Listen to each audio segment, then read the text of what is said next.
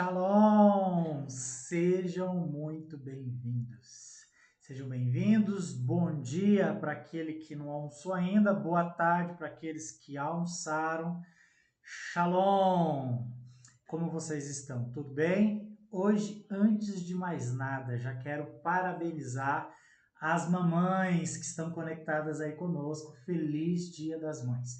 Que seja literalmente uma data comemorativa de bênção, com a família toda reunida, que seja um tempo precioso, tá? Então aqui já, família Monte Sinai, desejando sobre todas as mamães que estão aqui conectadas, ou as mamães da nossa igreja, um feliz Dia das Mães, tá? Então vamos seguir com a nossa maratona de devocionais, e hoje vai ser com certeza um tempo poderoso.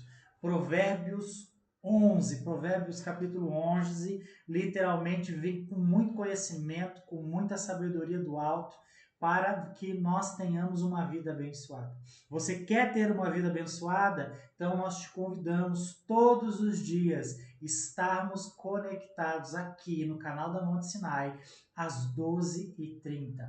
Você que não faz parte, não segue a igreja, que você possa começar a seguir aí para ver as nossas próximas programações. Mas no mês de maio, você já tem um compromisso firmado aqui. Todos os dias, 12h30, nós vamos estar fazendo um devocional sobre o livro de Provérbios. Hoje nós estamos aqui no capítulo 11. Então eu já quero, antes de mais nada, te encorajar aí a compartilhar com 3 pessoas essa live, para que faça literalmente sentido para a vida de alguém aí, que você gosta, que você ama, que se ela não puder estar agora conectada, mas depois ela vai poder, que eu creio que muitas famílias estão hoje, né, celebrando, aqueles que gostam de almoçar mais tarde também, mas você que é rápido em busca de conhecimento, você está aqui conectado, eu vou derramar, quero transbordar sobre a sua vida, e creio que Deus está fazendo algo poderoso hoje. Amém? Provérbios, capítulo 11, então nós vamos trabalhar sobre esse princípio, né? E sempre nós damos aqui a vinheta, né? Quem foi Salomão? Salomão foi rei de Israel, que escreveu o livro de Provérbios. Ele também escreveu dentro da Bíblia o livro de Cântico dos Cânticos e o livro de Eclesiastes. Salomão, então, foi um rei, filho de Davi, sucessor do trono, um homem que, segundo a palavra de Deus, foi o homem mais inteligente dessa terra e também o homem mais rico que habitou entre nós. Então, Salomão, literalmente, é um homem que pôde experimentar de Deus a sabedoria vindo do alto, porque ele pediu isso ao Senhor. Então, Salomão, escrevendo seu livro de Provérbios, ele literalmente transborda sobre a nossa vida. Então, quando eu olho, né, que o livro de Provérbios ele está dividido em 3 classes. A primeira, né, do capítulo 1 ao 8 ou até o 9, ali está falando, né, sobre o convite da sabedoria. Agora, do 10 em diante, nós estamos vendo os ditos de sabedoria, ou seja, ditados de sabedoria que Salomão foi acumulando durante a sua vida, foi anotando, e isso tudo está aqui, escrito para mim e para você, para que possamos acessar essa sabedoria. E a terceira e última parte, na verdade, fala sobre comportamentos. Do capítulo 25 ao 31, fala sobre os comportamentos dos nobres, ou seja, aqueles que receberam e vivem guiados pela sabedoria. Qual é o comportamento dessas pessoas? Então, Provérbios, ele literalmente nos convida a buscarmos a sabedoria e a estarmos literalmente baseados nesse alicerce poderoso que é a palavra de Deus. Provérbios, então, capítulo 11, versículo 1, diz assim: balança enganosa é abominação para o Senhor, mas o peso justo é o seu prazer. Mas o peso justo é o seu prazer. Aqui eu já quero te convidar que você literalmente já grife aí na sua Bíblia, balança enganosa. Não sei você, mas eu tive experiência de ver aquela balança. Qual aquela balança que a gente tem sobre a questão dos poderes, né, da questão do direito? Aquela estátua que tem uma balança de 2 pesos, assim. Eu já pude ver essa balança, né, em feiras, já vi em alguns lugares, ainda existe. Ela é muito usada. E balança enganosa é o quê? É você colocar um peso que está escrito, por exemplo, que é 1 quilo e na verdade ele está ali equilibrado a 800 gramas, ou talvez até menos, e aí você compra aquilo como se estivesse levando 1 quilo. Quando aquilo se equilibra, quer dizer que o peso destilado está igual ao produto destilado. Então, balança enganosa é você ter um peso que não é real para ganhar dinheiro em cima dos outros. Ou seja, uma situação de mentira, uma situação de engano. Então, Deus já começa aqui em Provérbios dizendo: balança enganosa para mim é uma abominação. Eu não gosto disso. Mas o peso justo, ele fala, peso justo é o seu prazer. Tudo que é justiça para Deus, Deus se alegra.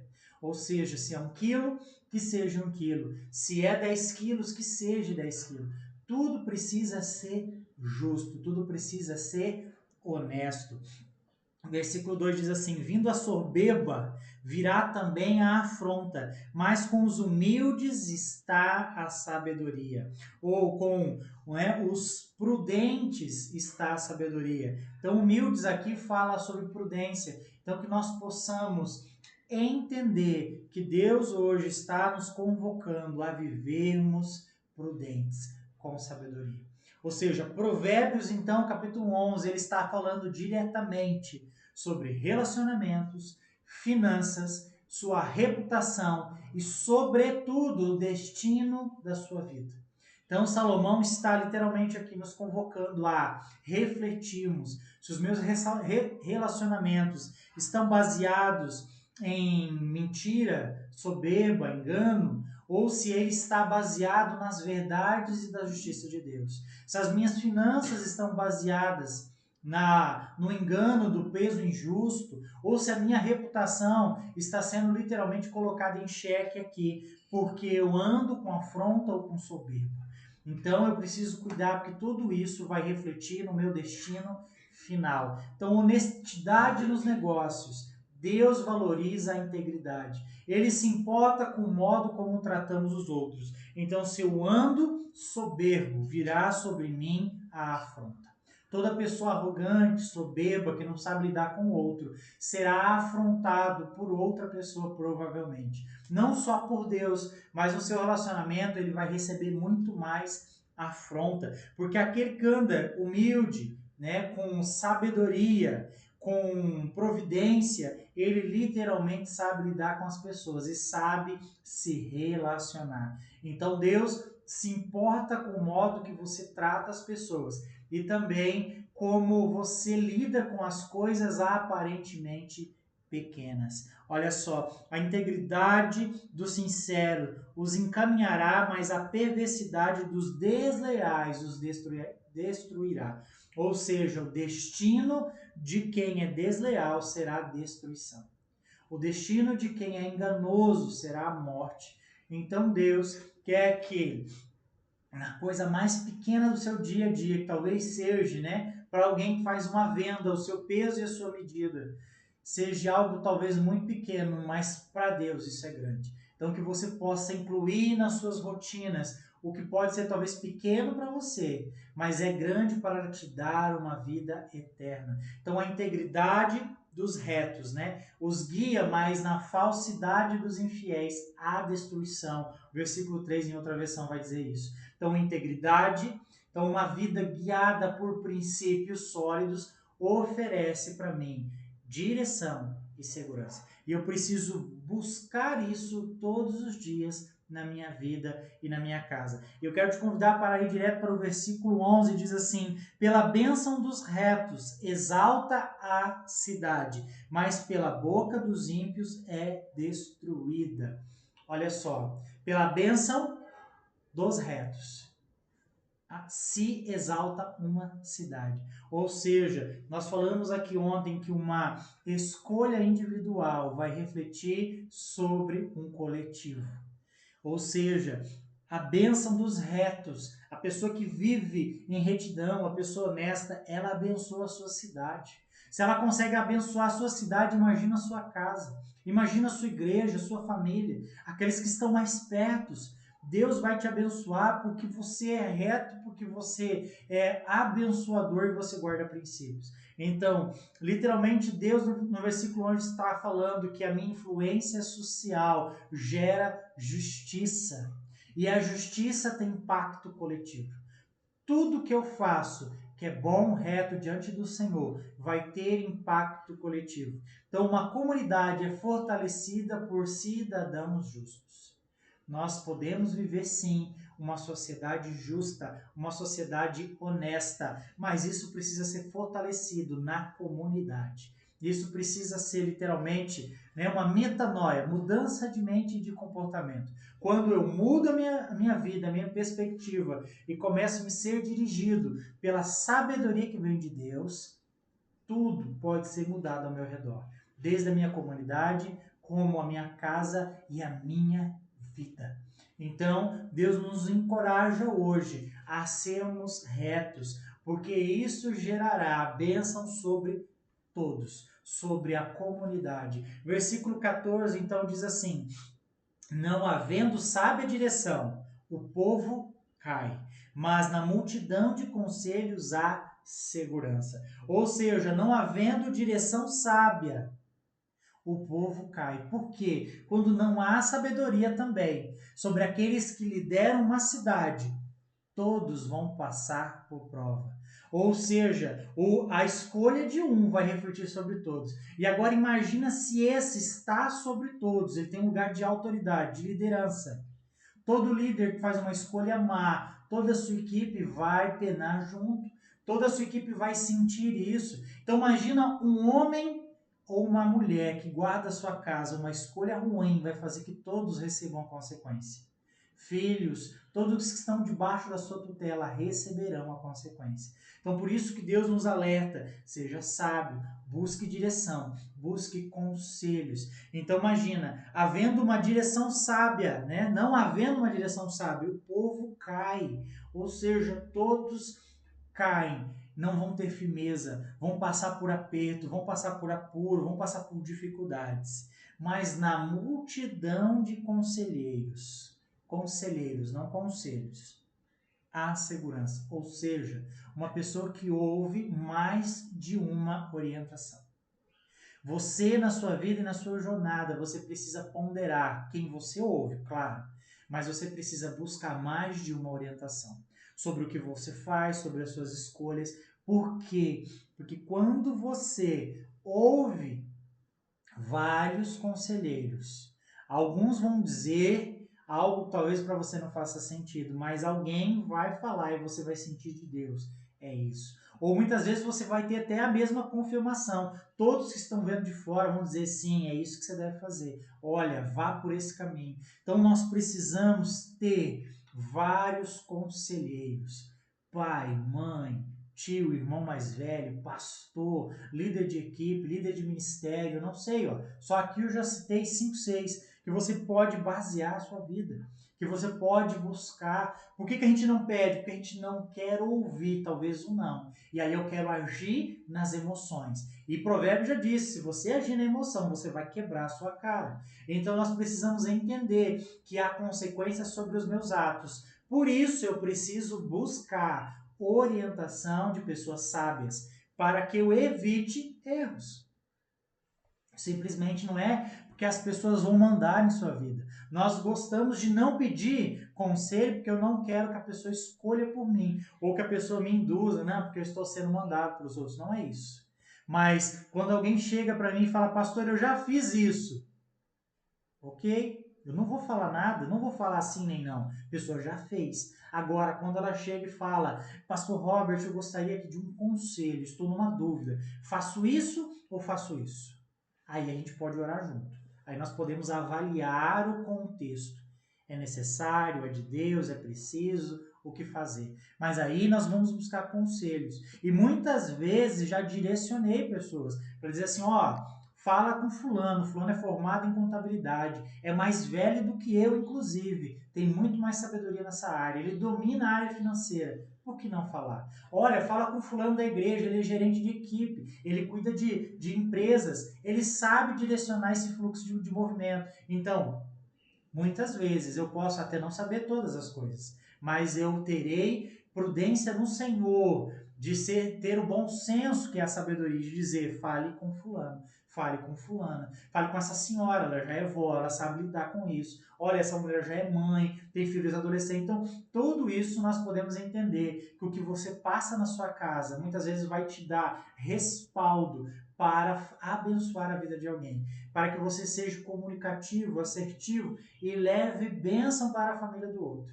Então isso é fundamental. Quando eu e você buscamos, isso é um princípio de sabedoria, reconhecer que nós não sabemos todas as coisas, mas podemos buscar no Senhor conhecimento. Então a palavra de Deus fala, não havendo sábia direção, o povo cai. Mas na multidão de conselheiros, grife essa palavra, há segurança. Quando eu busco mais de um conselheiro, eu serei seguro, porque Deus vai guardar a minha vida. Versículo 15 diz assim, ó, quem fica por fiador, você já ouviu essa palavra aqui, certamente sofrerá. Mas o que aborrece a fiança estará seguro. Ou seja, você pode entristecer alguém dizendo não. O não é necessário para que ela também cresça. Não é porque você é uma pessoa ruim, nunca leve isso para o lado emocional. Você dizer não para alguém é porque você também a ama. Porque se ela não conseguiu lidar com o nome dela, cuidar do nome dela, para que o nome dela tenha crédito, ela não vai zelar pelo seu.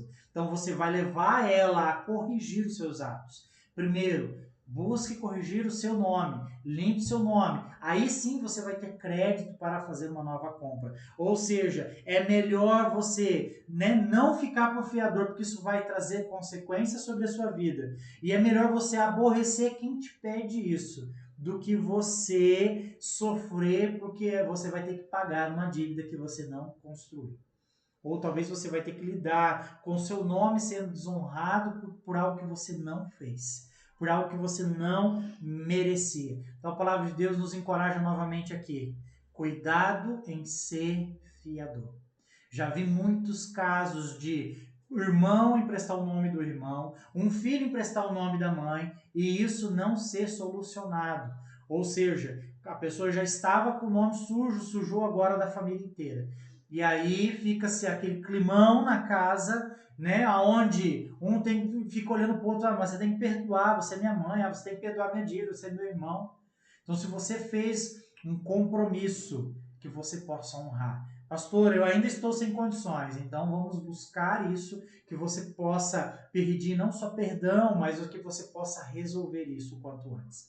Pagar as suas dívidas, limpar o seu nome, porque isso é um bom testemunho. E se você conheceu a Cristo, você é nova criatura e tudo precisa ser lançado sobre Jesus e feito novo. Novas atitudes, novo comportamento, um novo homem, uma nova mulher precisa nascer. Então a sabedoria de Provérbios literalmente é isso, é um confronto direto, que eu e você literalmente apanhamos da palavra, mas isso é para o nosso bem, isso é para o meu crescimento. Versículo 24, gostaria de avançar um pouco mais com você. Diz assim, o homem dá liberalmente enriquece. Ou seja, um homem que distribui liberalmente enriquece.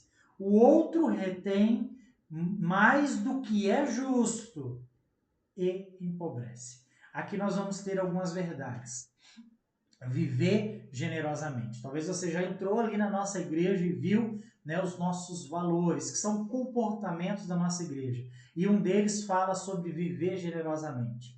Viver generosamente não está baseado somente no dinheiro, mas em você doar seu tempo, em você doar o seu serviço e você amar pessoas. Então, quando eu vivo generosamente, eu vou abençoar da maneira que eu posso. Pastor, eu não posso ofertar, mas eu posso dar meu tempo. Então eu vou lá e vou trabalhar de voluntariado. Nós temos uma expressão muito forte de voluntariado na nossa igreja. E a nossa igreja abraçou recentemente uma CMEI para gerar transformação naquela CMEI. Aquelas crianças estão sendo cuidadas e nós estamos cuidando da CMEI. Estamos ali literalmente limpando, estamos pintando as paredes, estamos fazendo algo para aquelas crianças sintam um ambiente muito mais acolhedor. Que aqueles profissionais que estão ali cuidando das crianças possam trabalhar num ambiente onde elas estão sendo cuidadas. E isso é viver generosamente. Nós tiramos um dia do mês para irmos lá e dar literalmente as nossas primícias, os nossos frutos do nosso trabalho. Muitas coisas são compradas pelos voluntários, outras são doadas pela nossa igreja e nós estamos lá distribuindo o nosso tempo da melhor maneira para cuidar daquele local. Então, eu te encorajo a viver generosamente na sua casa, na sua família, na sua igreja, no seu bairro, para que você possa fazer mais do que te pediram. Ou seja, quando eu falo ali que um homem distribui liberalmente, ou seja, um homem abundante, ele dá além do que é pedido, além do dízimo, além da oferta, além da ajuda, ele dá, porque ele tem alegria. E ele está dando, não está falando porque ele está dando porque ele tem. Ele está dando porque ele entende que isso é um princípio. E por ele honrar esse princípio, a sabedoria vai o enriquecer. Olha só que poderoso. Porque ele é generoso. Então, viver generosamente vai fazer você enriquecer. Enriquecer de graça, dinheiro, sabedoria, finanças, tudo. Todas as suas áreas, emocional, amorosa, tudo você vai ser enriquecido. Porque viver em generosidade vai muito além do teu dinheiro. Porque viver generosamente pode ser o quê? Você fazer algo para o seu marido, para a sua esposa, que ele não esperava. E você vai colher com certeza frutos duradouros. E aí é que fala, o outro que retém mais do que é justo, esse empobrece. Ou seja, aquele que retém mesmo sabendo que poderia ajudar. A sabedoria vai dizer aqui para mim e para você que ele vai empobrecer. Ou seja, aquele que não quer, não, eu não vou dizimar porque eu não sei o que fazem com o dízimo. Eu não gosto de ofertar, porque se eu já dou o dízimo, isso já é uma oferta. Sabe, princípios que a gente vê que um pouco duvidosos. Então, o que acontece? Ele não quer ajudar os outros, mesmo tendo. E aí se torna literalmente uma arrogância, uma ganância, e isso vai fazer empobrecer. Os relacionamentos vão ser enfraquecidos, sua vida espiritual vai começar a ser abalada, os seus relacionamentos dentro do lar vai ser abalado, porque ele não é generoso. E a pobreza pode ser de espírito, pode ser financeira, como pode ser da alma. Então, aquele que tem, retém, não dá. Não é justo. Toda vez que você vê a palavra justo no livro de Provérbios, nós estamos falando da justiça de Deus. Pois Deus é justo e fiel.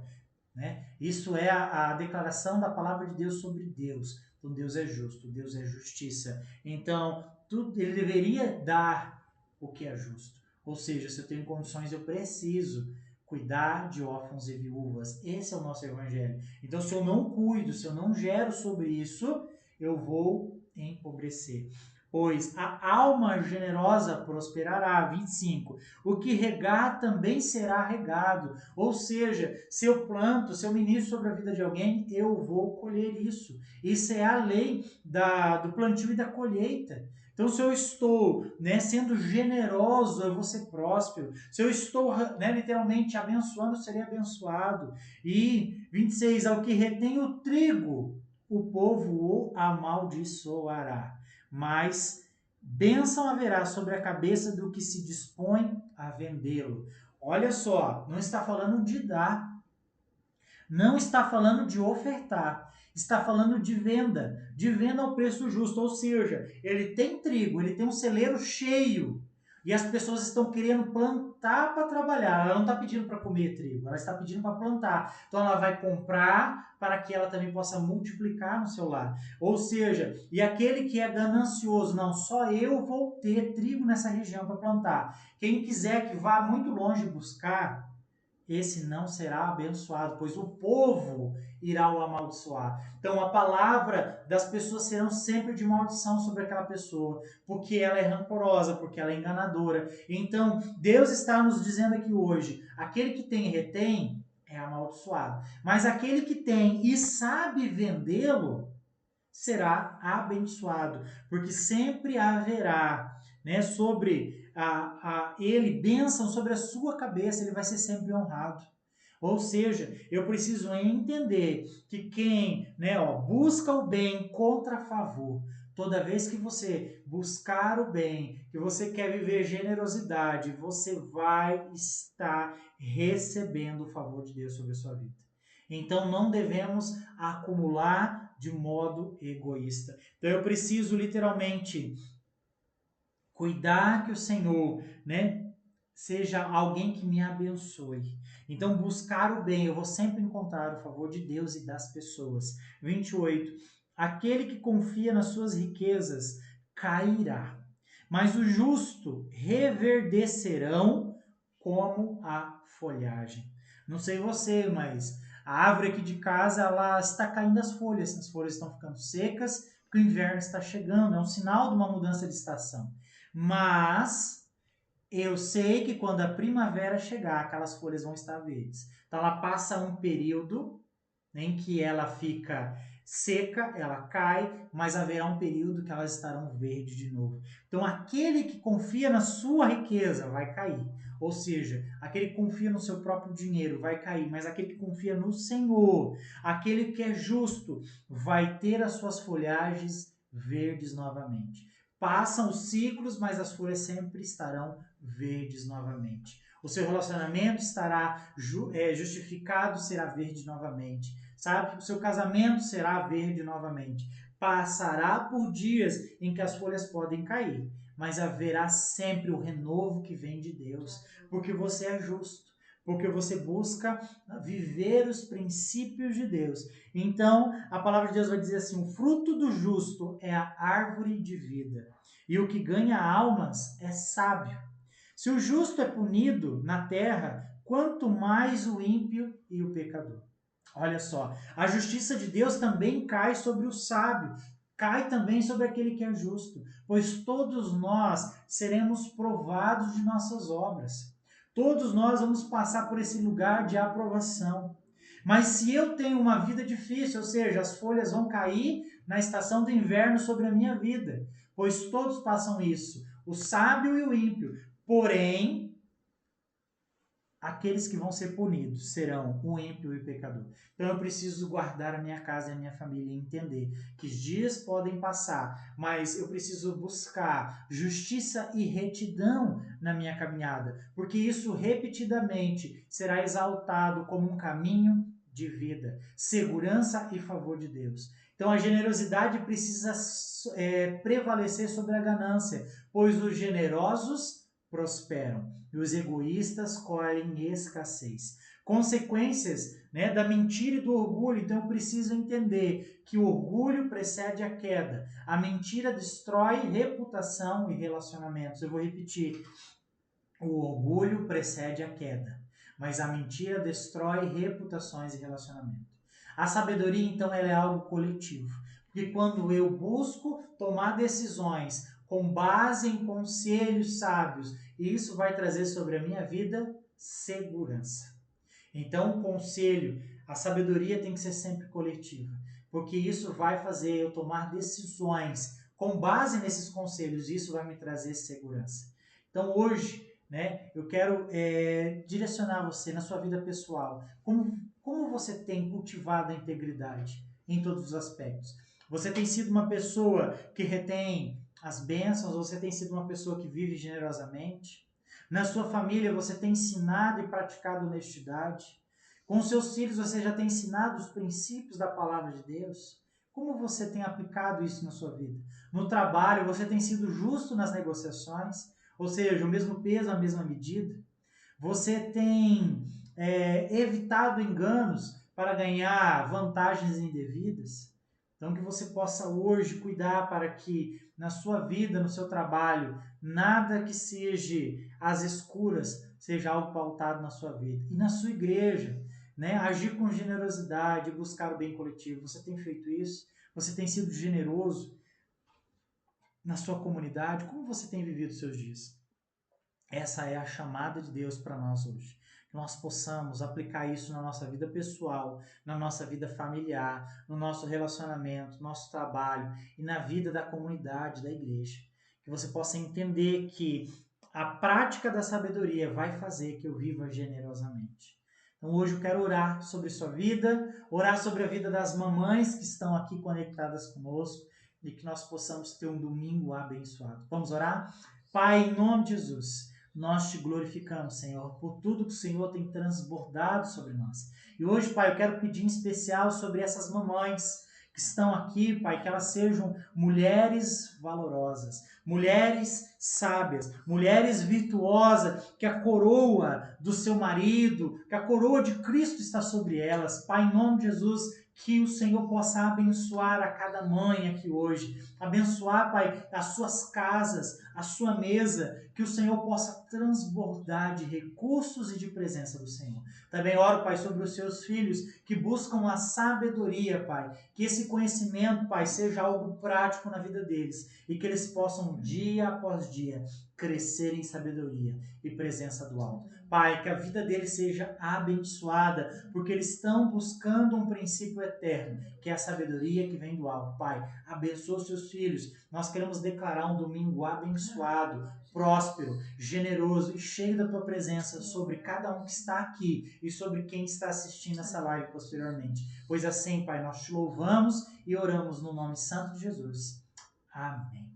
Aleluia. Tenha aí um domingo abençoado, um excelente dia para você. Deus te abençoe.